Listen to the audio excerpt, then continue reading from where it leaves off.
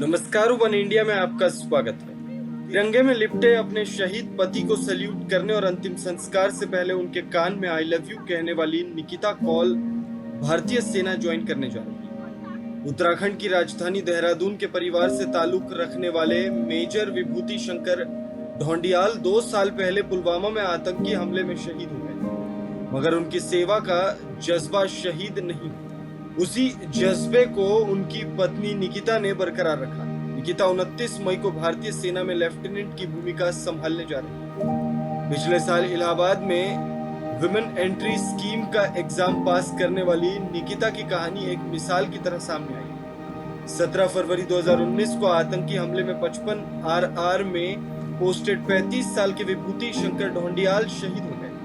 विभूति का शव जब तिरंगे में लिपट कर देहरादून लाया गया तो अंतिम दर्शन के लिए भीड़ लग गई, लेकिन तब निकिता ने सैल्यूट कर अपने पति को अंतिम विदाई दी थी और सबसे कहा था कि वो विभूति के साहस से प्रेरणा ले। शहीद पति के नक्शे कदम पर चलते हुए निकिता ने सेना में सेवा करने का मन बना लिया था। निकिता ने तब कहा था कि विभू की राह पर चलना, उनके अधूरे काम को पूरा करना मेरा काम है और इसी तरह मैं उन्हें श्रद्धांजलि देना चाहती हूँ।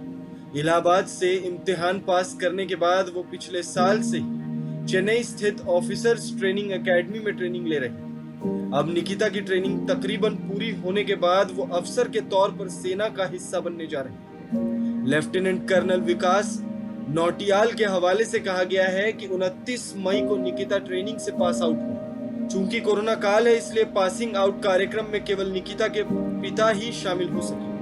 दूसरे परिजन निकिता के जीवन के इस भावुक क्षण में करीब से शरीक नहीं हो सके, लेकिन निकिता का कहना है कि वो पास आउट होने के बाद 21 दिनों की छुट्टी पर परिवार के साथ वक्त बिताएगी। आपको बता दें कि विभूति जब MBA कर रहे थे तब निकिता की मुलाकात उनसे हुई। दोनों की शादी के 9 महीने बाद ही विभूति शहीद हुई, लेकिन निकिता ने उन्हें कभी खुद से दूर महसूस नहीं किया।